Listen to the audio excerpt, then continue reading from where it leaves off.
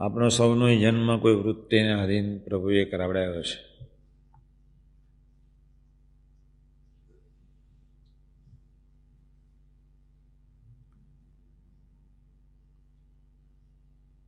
ગયા જન્મે કોઈ એવી વૃત્તિ હશે જેને મહારાજે આપણને પૃથ્વી પર મોકલ્યા.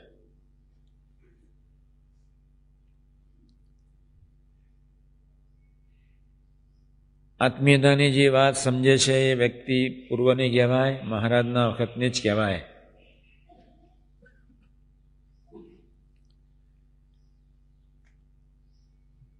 છતાંય આપણો 2-4 જન્મથી મહારાજના સ્વરૂપો સાથેના જન્મો હોવા છતાંય એવી કોઈક વૃત્તિ છે જેને સંબંધ તોડાવ્યો છે.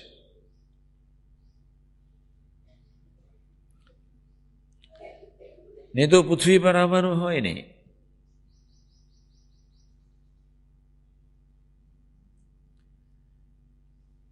એવી કોઈ વૃત્તિ છે જેને આત્મીયતા રખાવા દીધી નથી.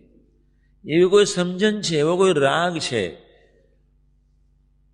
જે ગયા જન્મે આત્મીયતામાં બાધારૂપ બન્યો છે.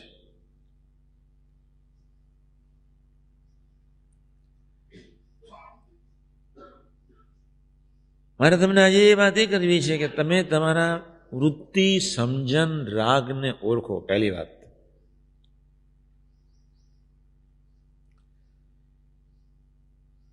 બીજી બાજુ એક ધ્યેયને નક્કી કરવું છે.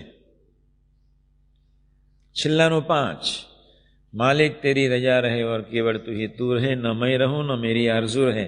આપણો અંતિમ લક્ષ્ય છે. પ્રથમના 33-37 પ્રમાણે અનન્ય આશરો એ આપણું અંતિમ લક્ષ્ય છે. તારા સિવાય કાંઈ ન ઈચ્છું, તું એક જ વાલો રહું, એમાં આપણું અંતિમ લક્ષ્ય છે.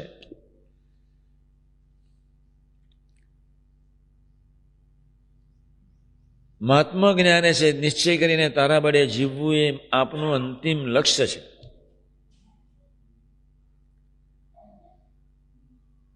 સર્વે અંતરદ્રષ્ટિ કરો. એવી કઈ વૃત્તિ, એવો કયો રાગ, એવી કોઈ સમજણ, એવી કઈ સાત્વિકતા જે આત્મીયતા રહેવા દેતું નથી, એ સંબંધ તોડાવે છે. એટલે પહેલું પોતાના જાતને અંતરદ્રષ્ટિ કરી સમજવા પ્રયત્ન કરો. હું જે તમને જે માર્ગે લઈ જવા પ્રયત્ન કરી રહ્યો છું એ કરોડોમાં કોકની વાત છે.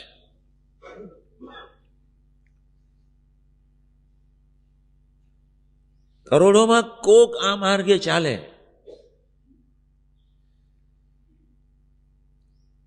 એમાં તમે સદભાગી થયા અને તમે સુરુચિ રાખી, તેથી આનંદ. છતાંય ફરીથી તમને કહું છું કે પોતાના દોષ, વૃત્તિ, સમજણ, રાગને સમજો.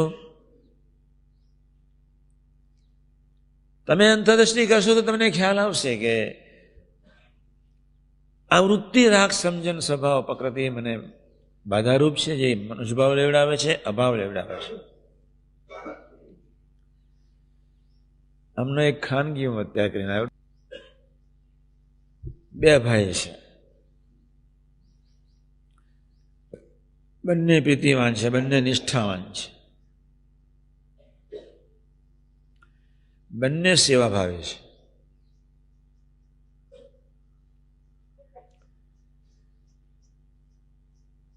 પણ સમજણ નહીં હોવાને કારણે આત્મીયતા દ્રઢ થતી નથી. એકબીજા ખુલ્લા દિલથી વાતો કરી શકતા નથી.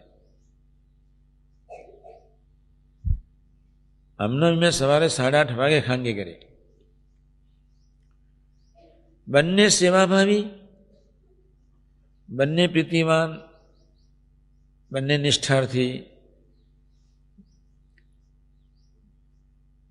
પણ જીવનનો એક અંતિમ ધ્યેય નક્કી નહીં હોવાને કારણે મારા જીવનનો ધ્યેય આ છે, બસ તું, તારું ગમતું એ જ મારી સાધના. જેને લઈને જે વિકાસ જરૂરી છે થતો નથી, જેને લઈને બે ભાઈઓની વચ્ચે આત્મીયતા હોવી જોઈએ થતી નથી, બંને ભાઈઓ ખુલ્લા દિલથી વાતો કરી શકતા નથી, સ્વીકારી શકતા નથી. સાથી નિષ્ઠાની કચાશ છે. સાથી બુદ્ધિ પર, બુદ્ધિ મન બુદ્ધિથી પર, પોતાની સમજણથી પર એક તું છું તને રાજી કરવાનો છે એવી ભાવનાની કચાશ છે. સેંકડો કુટુંબોમાં જ કરુણ હાલત છે અત્યારે. અમરીશો હોય, બહુ સેવાઓ બધાએ કરી.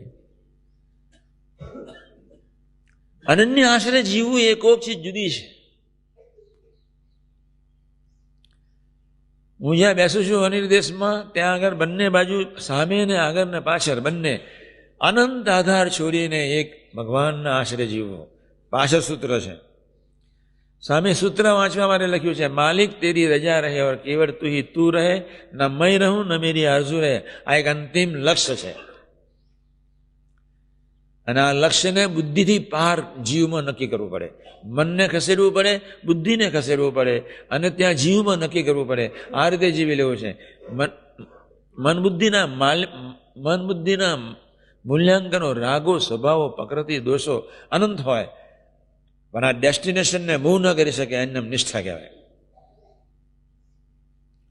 આપણે ખૂબ ધ્યાન રાખવાનું છે. અહીંયા તો કચરો પડેલો છે જ. જ્યાં ગયા જન્મનો કોઈ રાગ અથવા કોઈ પ્રકૃતિ અથવા કોઈ વૃત્તિ અથવા કોઈ સમજણ અથવા કોઈ સ્વતંત્ર માન્યતા અથવા કોઈ સાત્વિક ભાવ, જેને લઈને પૃથ્વી પર પ્રભુએ આપણને મોકલ્યા.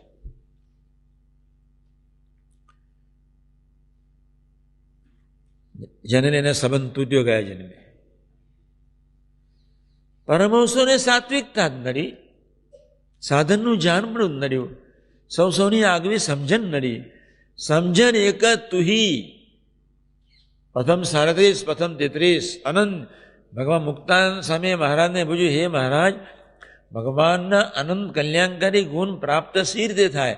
જ્યારે મેં પહેલી વાર વર્ષો પહેલા જ્યારે વતનાથ વાંચેલું, એક સજાગ થઈ ગયો. બહુ સરસ વતનાથ છે. મુક્તાન સામે પ્રશ્ન સરસ પૂછ્યો, ભગવાનના અનંત કલ્યાણકારી ગુણ જીવ એવું શું કરે કે પ્રાપ્ત થાય? ત્યારે ભગવાને એક જ કહ્યું, અનન્ય આશરો.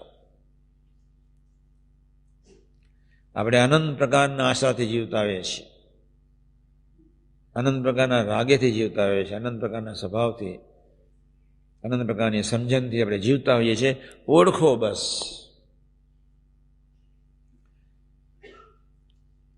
કોઈ પણ ભોગે ઓળખો. તમે અંતરદૃષ્ટિ કરો. અત્યારે હું તમને વહેલા છૂટા કરી દઉં છું. ડેરીએ જાઓ, પ્રદક્ષિણા કરો, પ્રાર્થના કરો, આ દ્રઢ કરો બસ.